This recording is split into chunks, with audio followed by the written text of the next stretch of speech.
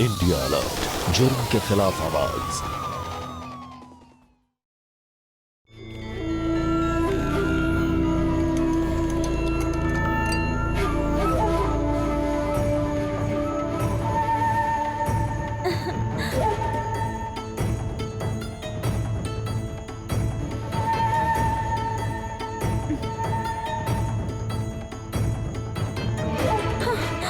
सपना सपना का भइल?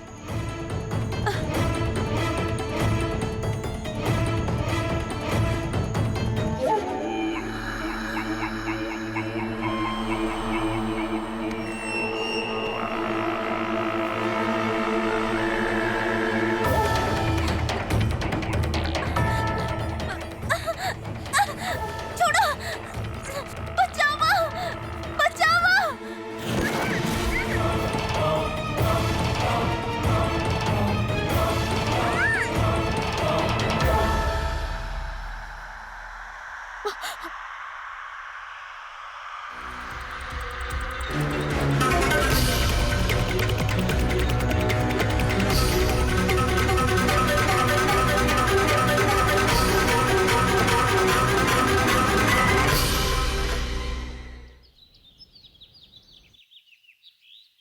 हाय, हमार नाम आदित्य बा और आई एम स्टूडेंट और हम आगरा में रहेली अपन सपना दीदी के साथे। लगभग 6 महीना पहले अलीशा दीदी अली हमनी किया, मतलब रहे खातिर, और वो भी लंदन से। आई हम रवा के मिलवाउत बनी हमार बेस्ट फ्रेंड सपना से। Hello. Hi, I am Sapna. You know what, हम सोशल मीडिया के बहुत बड़ा बड़ा थैंक यू बोले चाहता नहीं जे हमरा के अलीशा जैसन फ्रेंड से मिलवैलस। वैसे अलीशा तो यहाँ पर अपन डॉक्यूमेंट्री और अपन रिसर्च वर्क खातिर आइल बाड़ी, बट ऑनेस्टली स्पीकिंग हम ना चाहता नहीं कि ओकरी रिसर्च वर्क और ओकरी डॉक्यूमेंट्री कबो खत्म होके और वो हमेशा हमरा साथे रहे, हमरा पास। मिले के बाद अलीशा से अरे का करत बाड़ू? हमने के बारे में तो इतना कुछ बोल ले लूं, अब तू अपन बारे में भी तो कुछ बतावा। हाय, दिस इज अलीशा। हमारे इंडिया आयल 6 महीना भइल बा और हमके इंडिया में हर एक जगह सफर करे के बा अपन डॉक्यूमेंट्री शूट करे खातिर। ऐसे चैनल से अपन डॉक्यूमेंट्री खातिर ग्रीन फ्लैग के वेट करत बानी। बाकी अगर ग्रीन फ्लैग ना मिलल तो हमके वापस जाए के पड़ी। सपना और आदित्य, थैंक यू हमके इतना सपोर्ट करे खातिर और हमार लैंग्वेज सुधारे खातिर। Thank you guys, thank you so मच।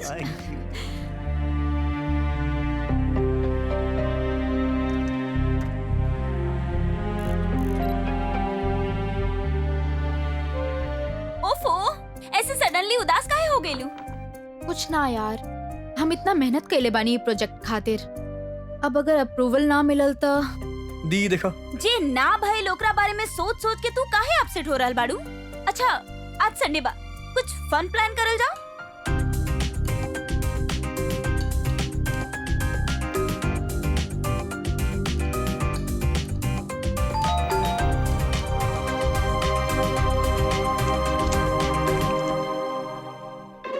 इतना अच्छा खुशबू। हे, तू हमार प्लेट बा वापस रखा। अरे हमार प्लेट बा वापस रखा। अरे बस तनी रुक जा। सुनो, काम वाम तो तरह कुछ बा ना, बस जब ब्रेकफास्ट रेडी हो जाला तो तू फटाफट आ जाला। ई सामने वाला फ्लैट में तू यही खातिर रहे आयल बड़ा ना कि अपन घर के सारा काम हमनी से करवा सका बना। और का 3 गो नौकर रख ले बानी काम करे खातिर। अबे ओ, हम कोनो नहीं के तोहार servant, okay? By the way, I have a good news. का देखा देखा, तो हर प्रोजेक्ट अप्रूव हो गई। व्हाट? देखा अरे देखा। देता नहीं रुक जा। कहीं भाग दौड़ करे के पड़ल, बट यू नो हमारे connections. Oh my god, oh my god, Sapna, हमार डॉक्यूमेंट्री के अप्रूवल मिल गई। I can't believe this. Really? Thank you Pankaj. Thank you Pankaj, तोके नहीं के पता तू हमार कितना बड़ा हेल्प कैले बाड़ा। Let's take a selfie. Yes. Yes.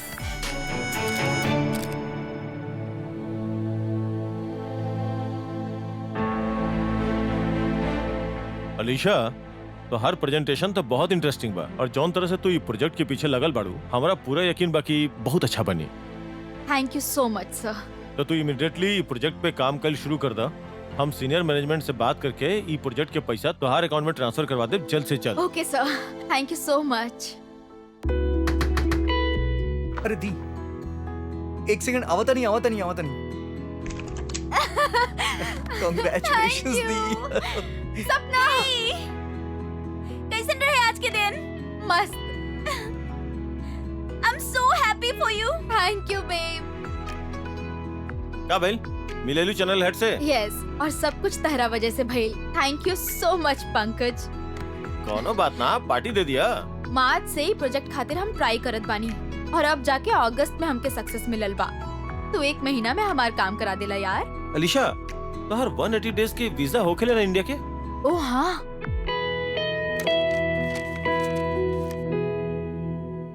Oh no, हमार 180 डेज के वीजा जल्दी खत्म होके वाला बा। अब फिर से वापस जाके वीजा खातिर अप्लाई करब तो बहुत लेट हो जाए। फिर चैनल वाला हमार प्रोजेक्ट कैंसिल कर दी है या फिर हमके रिप्लेस कर दी है। अरे तू चिल करा ना, हर बार टेंशन में आ जालू। अरे चिल करा ना, तोरा वीजा रिन्यू करावे बना, हम जुगाड़ करता नहीं। का जुगाड़ कर बतू? एगो सिंह साहब बाड़े पुलिस वाले, आजकल सस्पेंडेड चल रहे बाड़े। कुछ गलत एलिगेशन लगवा के सस्पेंड करवा देले कुछ लोग। उनकरा से बात करता नहीं, कुछ ना कुछ तो जुगाड़ होइए जाई। सर,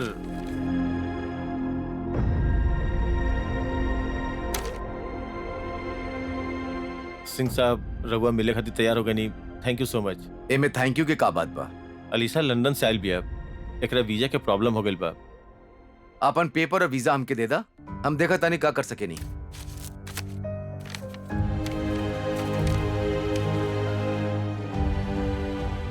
ठीक बा, हम देखा तानी का कर सके नहीं तू लोग के खातिर। परेशान ना हो कि काल तक बता दे। Thank you.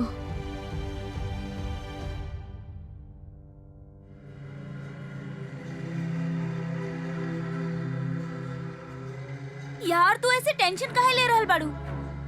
पंकज कहले बाना कि वो करू सो कॉल्ड सिंह साहब बाड़े जे तोहार काम करा दी है। चिल यार, वो एक दिन कहले रहले, 2 दिन हो गई, अभी तक तो वो कुछ ना बोलले।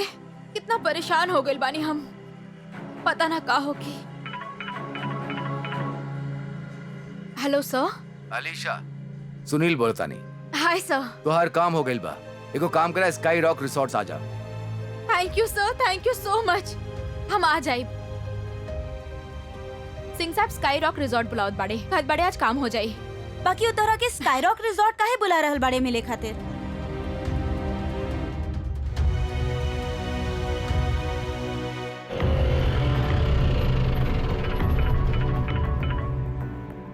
हेलो। अगर तोरा के वहाँ पे कुछो भी अजीब लगे ना तो तुरंत वहाँ से निकल जाइहा, और अगर कमरा में बुलेलसू तब बिल्कुल भी मत जाइहा, ओके? हाँ, डोंट वरी, हम फोन करत बानी। हाँ,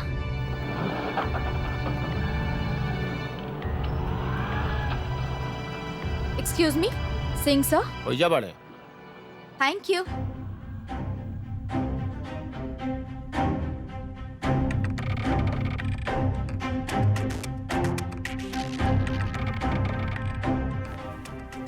थैंक यू सो मच।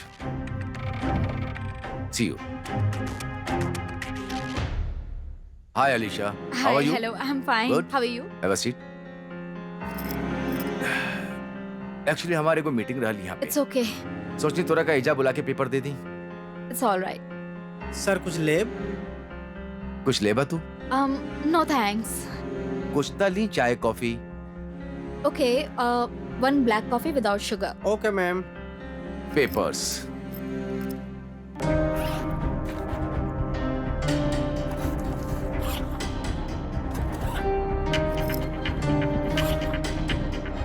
सॉरी, शायद पेपर्स रूम में ही रह गए। चला वहीं से लेके निकल जा तू। आजा, कम कम सर, कम कम। मैडम के कॉफी 102 में ले आवा। Okay sir.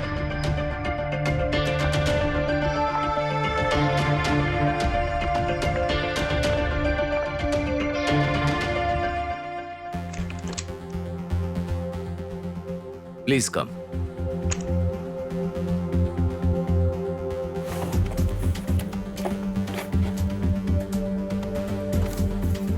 Have have a seat. कहाँ चल गए पेपर?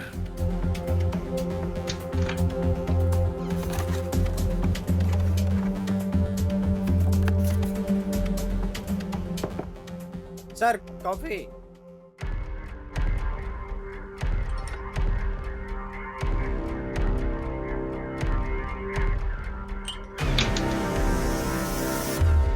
अरे कहाँ रख देनी हम पेपर्स?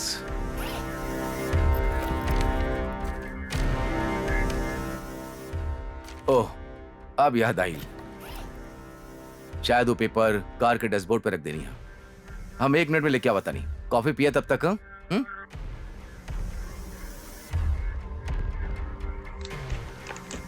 हाँ हम आवता नहीं।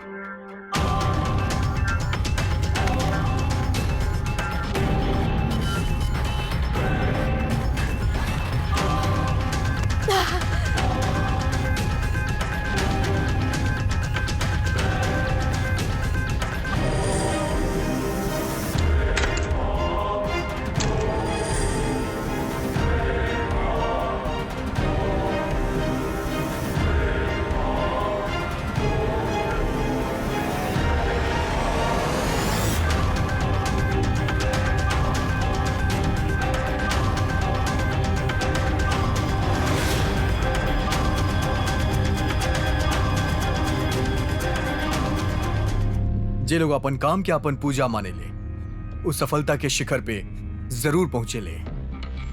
लेकिन कबो कबो सपना देखे वाला ये आंख कोनो ऐसन शख्स से टकरा जाले जे ना सिर्फ आपके सपना चकनाचूर कर देवेला, बल्कि सपना देखे वाला के जिंदगी नर्क से भी बदतर बना देवेला। लंदन से आयल अलीशा भी कुछ ऐसा नहीं खूबसूरत सपना देखले रही, लेकिन ऐसे पहले कि ओकर कामयाबी के चांद ओकर आसमान पे अपन रोशनी बिखेरत केहू ओकरा पे ग्रहण लगा देलस। आखिर रुके रहे जे अलीशा के साथे इतना घिनौनी हरकत कैले रहे, और अलीशा के साथे आगे भइल का। आराम से, आराम से। दी जल्दी आवा। अलीशा, अरे ई का भाई लग रखे?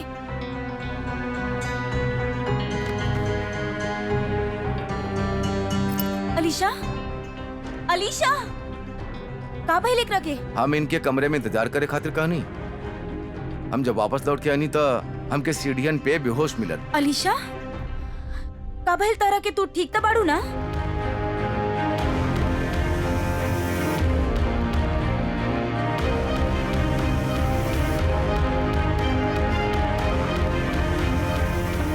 अलीशा, तू ठीक बाड़ू ना?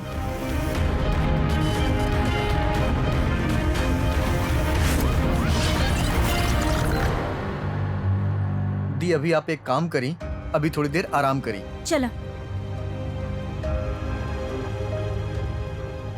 आराम से।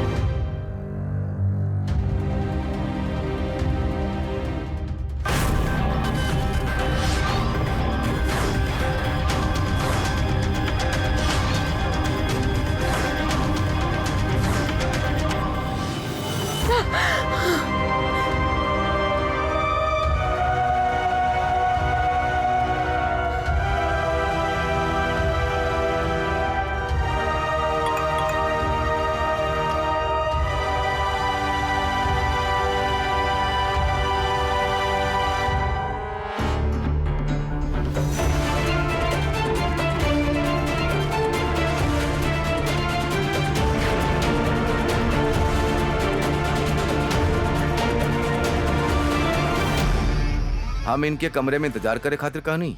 हम जब वापस लौट के आनी तो हमके सीढ़ियन पे बेहोश मिलल। मजा आयल ना? फिर मजा ले। तैयार रहिया। केहू के कुछ बतौलू या पुलिस कंप्लेंट कैलू तो ये वीडियो वायरल कर दे।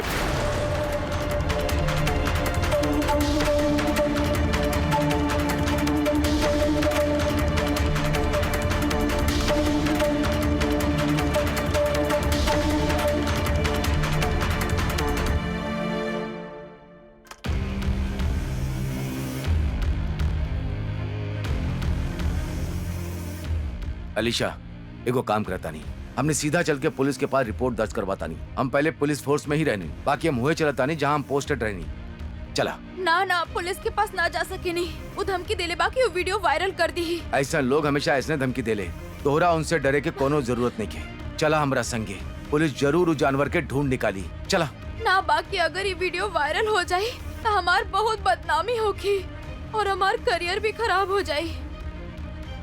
अच्छा एगो बात बतावा, ए बारे में तू सपना और ये और को कुछ बतलू? ना हम रवा के फोन करी डायरेक्ट। लगा था तुहार कॉफी में कल कुछ मिलाइल गल रहे।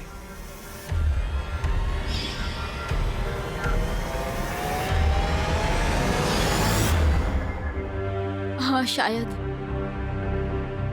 हमने एगो काम करता नहीं, हम अपन इन्वेस्टिगेशन यहीं से शुरू करता नहीं और तोहरा के केहू से कुछ बतावे की जरूरत नहीं के। ऐसे प्रिटेंड करिया जैसे तोहार कोनो चीज खोल बाई यहाँ पे ओके ढूंढे आयल बाड़ू। ऑलराइट।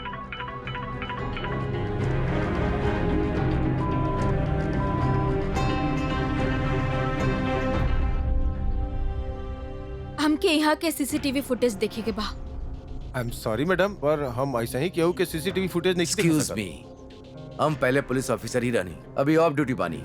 इनकर कोना चीज खो गई बाई यहाँ पे, वो है ढूंढे के बा।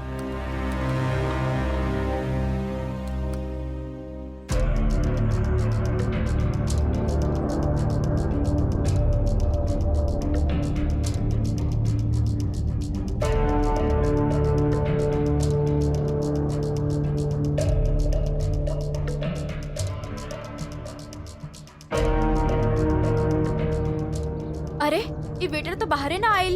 ई तक केवल कॉरिडोर के बाहर के फुटेज बा। रूम नंबर 102 के बाहर के फुटेज देखे के बा हमरा के। सॉरी सर, वहाँ पे कोनो सीसीटीवी नहीं है। व्हाट? Thank you.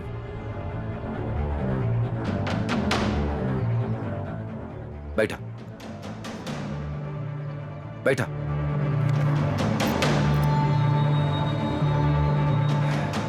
ये जे भी बा बहुत शातिर बा। सर पानी।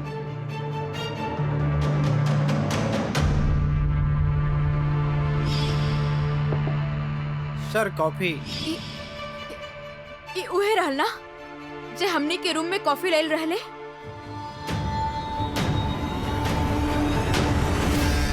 हाँ, और सीसीटीवी फुटेज में दिखाई भी ना दे रहल बा।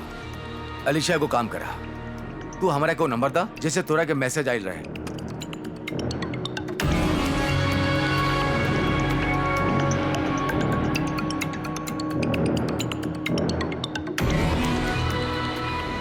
शर्मा जी, सुनील बोला तानी, हमके राउर मदद के जरूरत बा। एगो रेप की वारदात भइल बा। हम आपके नंबर भेजे तानी, आप ओके पता लगावा कि के नाम पे रजिस्टर बा।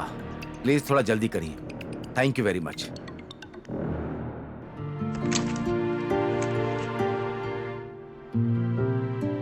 कहाँ हई? हम तोरा के कब से फोन करत रही, तू रहलू कहवा? सपना हम तो से बाद में बात करत बानी, ठीक बा?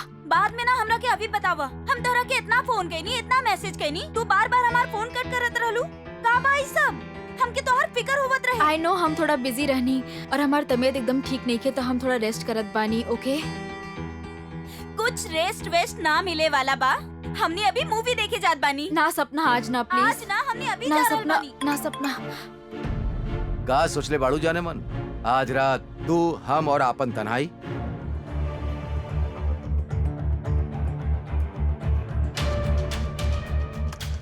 केकर मैसेज आई? सपना हमार फोन दो प्लीज। अच्छा अच्छा बतावा, हमने मूवी सपना, खातिर जा हमार रहली फोन ना? दा। हमने मूवी खातिर जा ना रहली ना? सपना, मजाक मत करो। बोल दिने ना जा सकिनी तो ना जा सकिनी। हम तो बस ऐसे ही कहत रही। फोन दा हमार दा।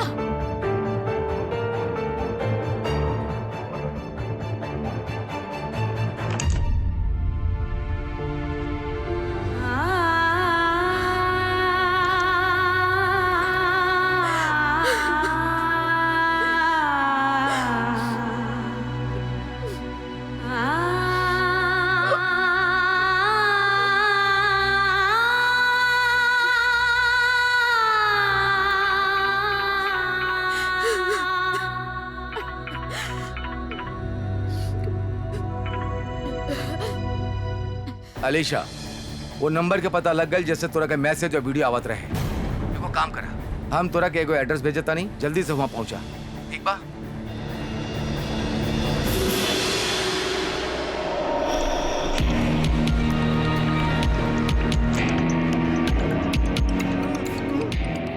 इहे बाबू आदमी।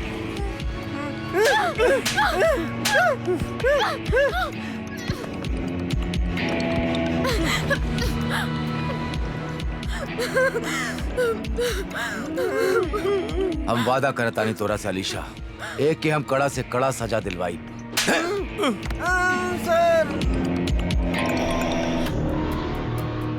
तो के लागत आप पुलिस हमार कुछ बिगाड़ सकेली का?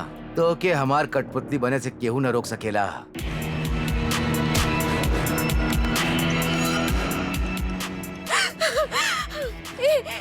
वो आदमी नहीं खे। देखा हमके अभी मैसेज आई। अगर ये वो आदमी बात जे हमरा साथ ई सब कैलस तो फिर ये मैसेज के कैलस?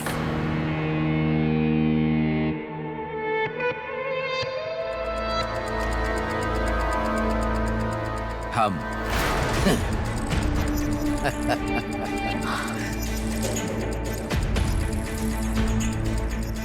सब कुछ प्लानिंग के तहत भइल बा।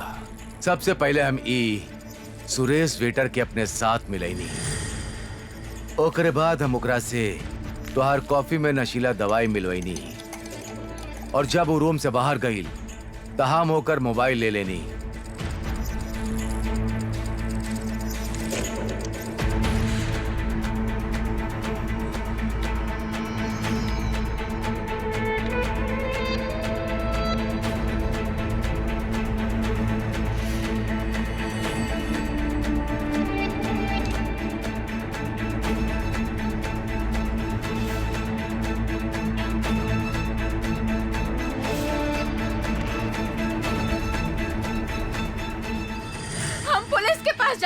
सब कुछ बोल दे हम तो के ना छोड़ब हम।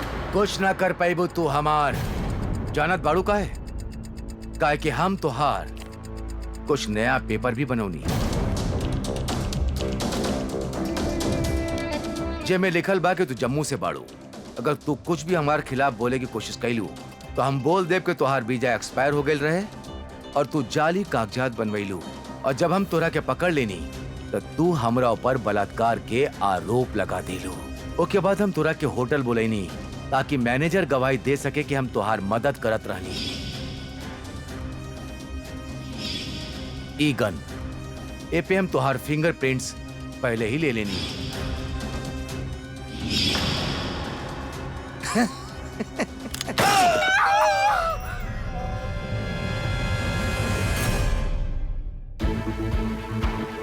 ला तू तो बहुत बड़ क्राइम कर देलू। जो तोरा के मैसेज भेजलस, तोहार वीडियो बनैलस और तोरा संगे रेप कैलस, ओके गोली मार देलू तू। हाँ हाँ का कर लेबू? बोला का करबू?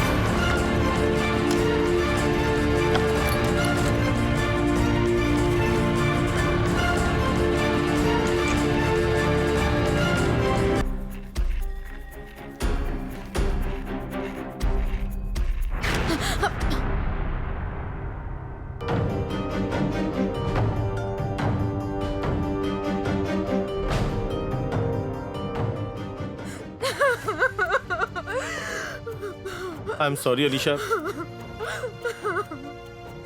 ये सब हमार वजह से भइला। हमें मिलो रहनी दरिंदा से तोरा के। हमके समझ में ना आ रहल बा कि हम का करी पंकज। ओ हमरा सामने ओकरा मार देलस और जौन बंदूक से वो गोली चलौले बाना ओमे वो हमार फिंगर्स के निशान ले बा। एक काम करता नहीं, हमने यहाँ से चले जाओ। तब पुलिस के पास चला जाओ ना। पुलिस वाले के पास ना, सुमित खुद एक पुलिस वाला बा। वो पहले ही सस्पेंड हो चुकल बा। वो तोरा अगेंस्ट बहुत सारा सबूत इकट्ठा कैले बा। एगो काम करता नहीं, सुमित के चंगू से बाहर निकल के सोचल जाए कि पुलिस की हेल्प कैसे लिहल जा सकेला। अभी बस चला यहाँ से तू। लेकिन हमने जाइब कहाँ? कहीं भी, यहाँ से बाहर हमारे अंकल के फार्म हाउस बा। तू कुछ दिन वहां जाके रुका आराम से, हम सब कुछ देखा नहीं, ठीक बा? चला चला चला।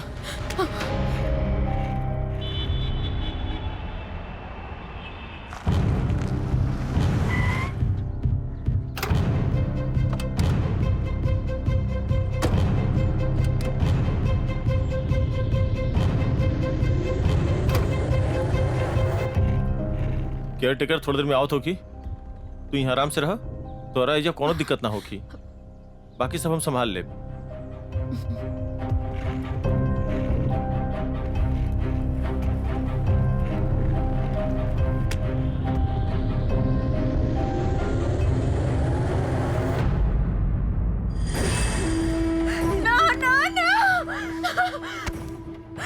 पंकज ये का करत बाड़ा? ये हमें केयर टेकर तोहार अब सुहागरात मना के बाहर आई है।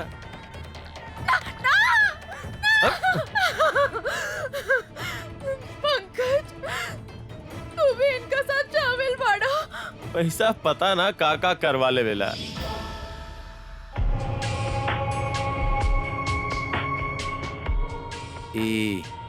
एरा हाँ? ई के बा? ये हमारा दोस्त है, लंदन से आयल बिया, पड़ोस में रहे ले। तुम्हारी दोस्त से दोस्ती हो सकेला का? हमरा का मिली? जौन हमके मिली और कुछ पैसा। काफी टाइम से प्लानिंग करते रही तोरा से दोस्ती करे के और इनकरा से मुलाकात करवोनी। ऊपर से तुम्हारा वीजा भी एक्सपायर हो गई और हमनी के मौका मिल गई। अब एंजॉय करा। प्लीज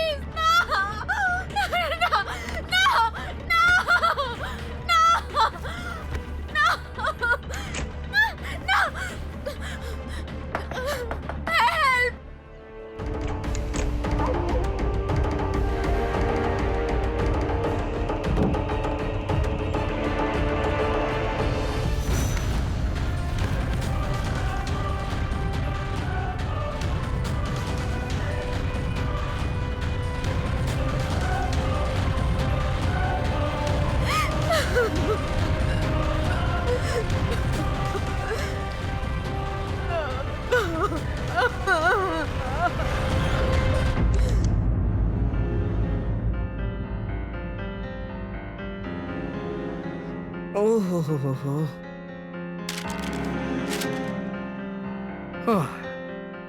आपके भी सही बात दीदी, मूड खराब और शॉपिंग शुरू। तो मूड हमार खराब तोहार अलीशा दीदी कैले बाड़ी। अब अगर वो हमरा के 100 बार भी सॉरी बोले खातिर आई ना तो बात ना माने वाली अरे होकर। काहे झूठ बोला तारू दीदी। अलीशा दीदी आपके स्माइल करके भी दिखली ना एक बार मुड़ के, तो आपके गुस्सा एकदम से फुर हो जाई। वैसे तुम्हारी अलीशा दीदी बाड़ी कहाँ?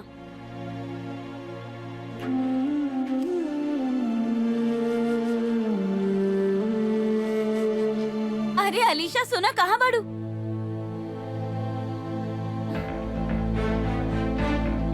अलीशा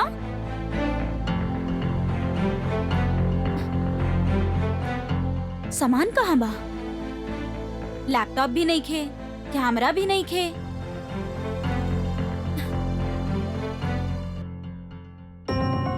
अरे अपन कपड़ा भी ले गई हूँ, कहाँ बिया यारी?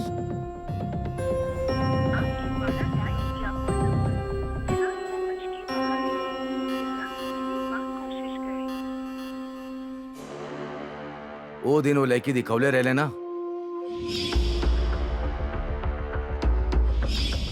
एजा बा चाह तो मिल सके नहीं, बाकी पैसा लागी।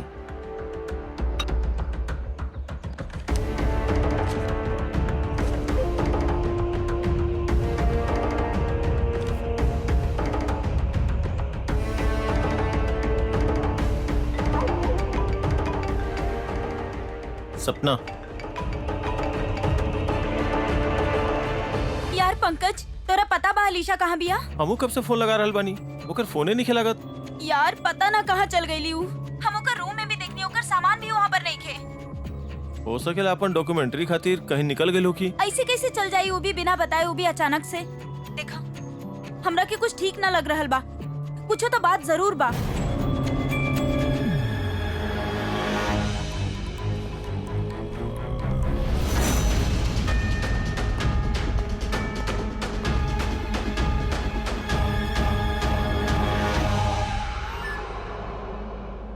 सपना बहुत बवाल कर रहल बिया, कहीं अलीशा के ढूंढत ढूंढत पुलिस के पास मत पहुंच जाए।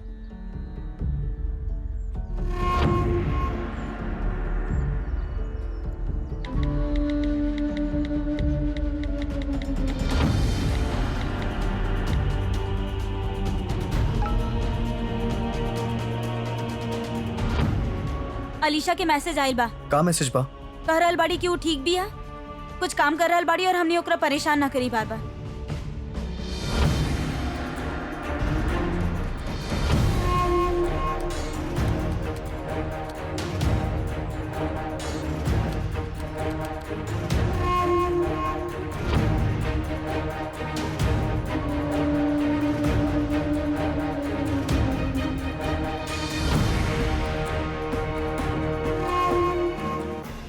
एक्चुअली हमके भी कुछ पता नहीं थे ओकरा बारे में।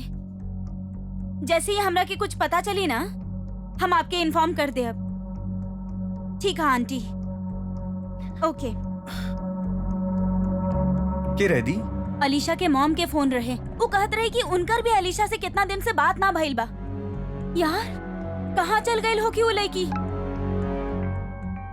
दी देखा, दी तो केरला में बाड़ी, ये तो फोटो भी पोस्ट कैले बाड़ी। ना आदित्य, हमके अभी भी कुछ ठीक ना लग रहल। अरे दी जस्ट चिल यार, अलीशा दी डॉक्यूमेंट्री शूट करे गेल बाड़ी ना, और वैसे भी वो तो उनका सपना रहे। बट पता ना काहे हमके कुछ ठीक ना लग रहल। हम देखा था नहीं। अलीशा के नाम की कुरियर आइल बा।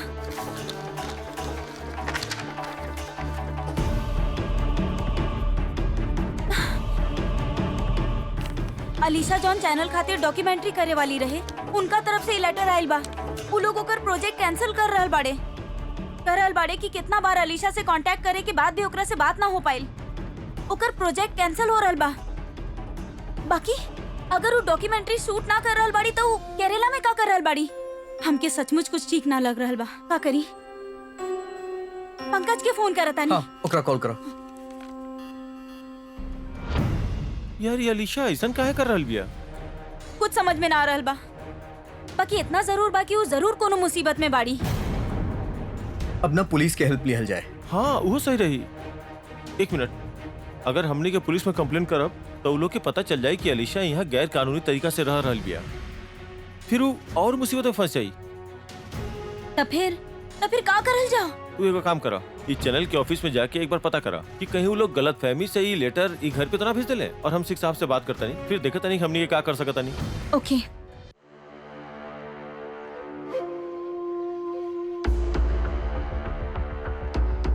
इस सपना रायता फैला रहल बिया। अभी तो हम ओकरा के पुलिस के पास जाए से रोक ले बनी, लेकिन चुप बैठे वाली में से नहीं खे। पुलिस के पास गई तो हमनी के फंस जाए।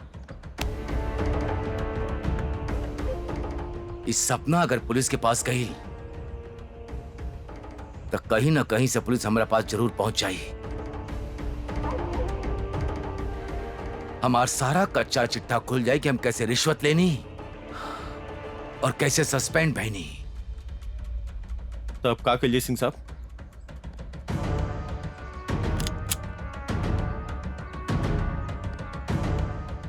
अब अलीशा के हम जान से मार दे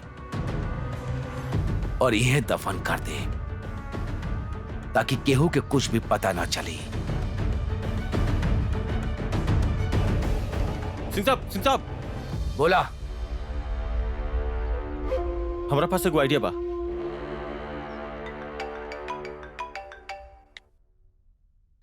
हाँ दीदी बोली। हम अभी चैनल के ऑफिस गइल रही, कोनो मिसकम्युनिकेशन ना भइल बा। अलीशा वहाँ रिपोर्ट ही ना कैले बाड़ी। हमरा तो लग रहल बा उ कोनो बड़ा मुसीबत में फंस गइल बाड़ी। तो अब का करे के बाद दीदी? अब पुलिस के ही हेल्प लियल जाओ। तू एक काम करा, सीधा सीधा पुलिस स्टेशन पहुंचा, हम डायरेक्ट वहीं आवतानी। तो आइडिया ई बा कि हमनी के पार्टी करब। पागल बाका, कौना चीज के पार्टी? अलीशा से हमनी के जितना पैसा कमौनी ओकरा से दुगना कमाई और ग्राहक के बुलावल जाई। अलीशा के इंट्रोड्यूस कइल जाई पार्टी में और सपना के भी बुलाई और सपना में से उहे करवाई जौन अलीशा से करवावतानी। बाकी कैसे? हमनी के जैसन कहब अलीशा वैसा नहीं करी। बेचारी के पास कोनो चारा ही नहीं है। ओकरा से कहब कि उ सपना के बुलाओ पार्टी खातिर, ताकि सपना के भी लगी कि अलीशा अच्छा भले बिया। एक बार वहाँ आ गई तो ओकरा बाद उ जाई ही ना और दोनों खातिर हमनी के ग्राहक ढूंढ के लेके आई।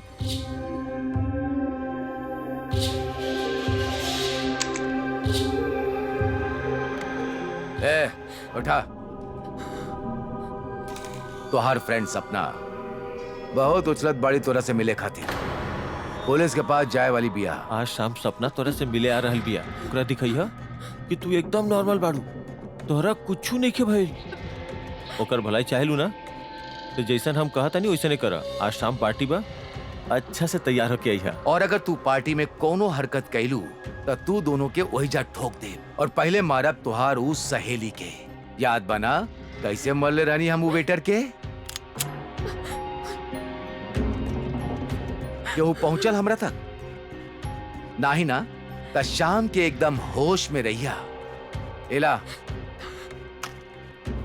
चला उठावा उठावा। ए देखा मैसेज करती है, नीचे देखा। देख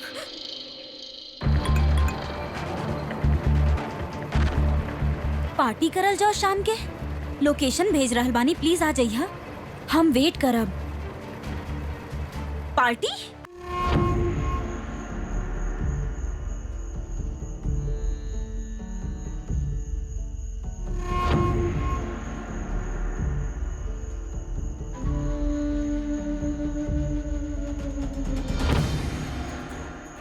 एकरा खातिर एगो रात के 10,000 रुपया कुछो नहीं खे। सौदा डन? पक्का? हे सपना सपना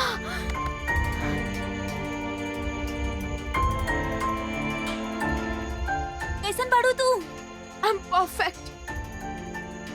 तू झूठ तो ना करलू? ना, हम सच में ठीक बानी। तू एंजॉय कर ना।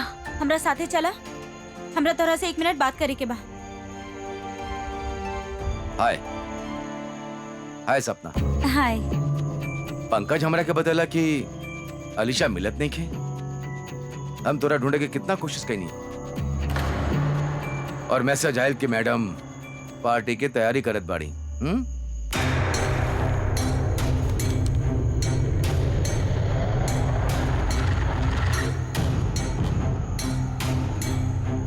ई अलीशा के बच्ची कितना बीपी बढ़ा देले रहना अपन। आज सडनली मैसेज केले से पार्टी खातिर।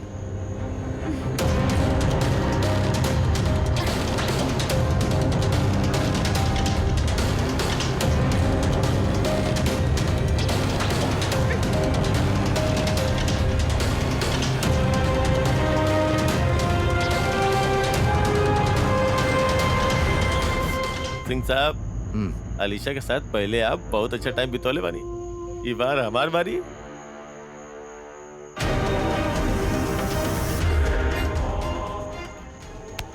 जा करा। सपना सपना का भाई? यहाँ आवा, यहाँ आराम से आराम से संभाल के। डांस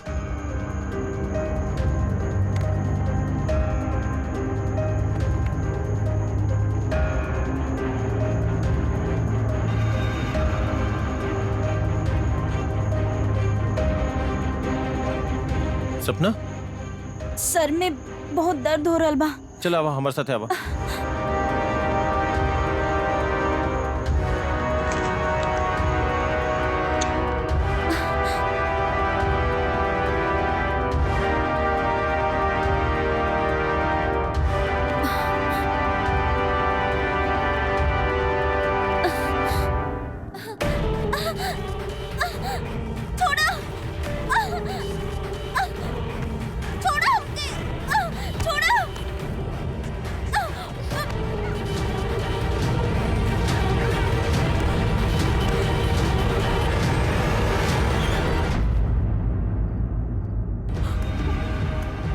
सपना सपना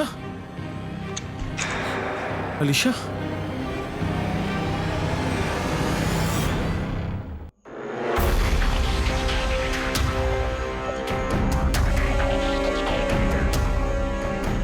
भाई साहब भाई उह, उह।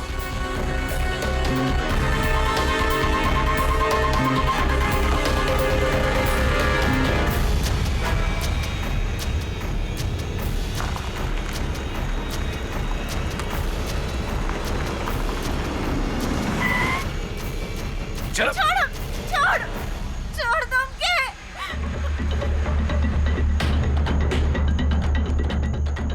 सपना दी,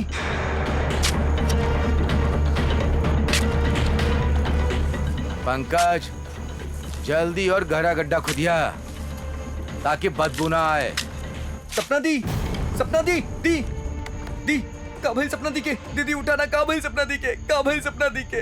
अलीशा दीदी आपको जो बोलत काहे नहीं की, का कइला तू हमरा दीदी के साथे। देख तोर बहन ड्रग ओवरडोज से मरल बिया, हमने के नहीं मरले। हमार बहन कबो ड्रग्स ना लेवत रही, तू दोनों मरले बड़ा हमार बहन के। हम अभी पुलिस के फोन करता नहीं।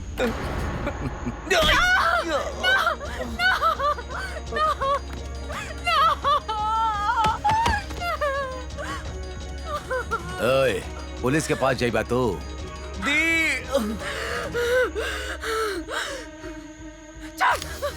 बहुत हो गए तू लोग के, बहुत हो गए तू लोग के। ए, हमके बहुत डरावला तू लोग, हमार बहन सपना के मार देला तू लोग। ना छोड़ तू लोग के। छोड़, ना छोड़, ना छोड़।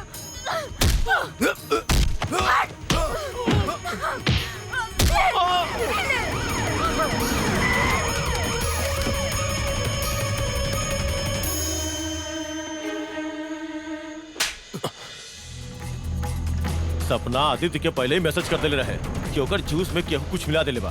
त आदित्य हमनी के फोन कर देलस और हमनी के टाइम पे आ गए नहीं। लेके चल चल।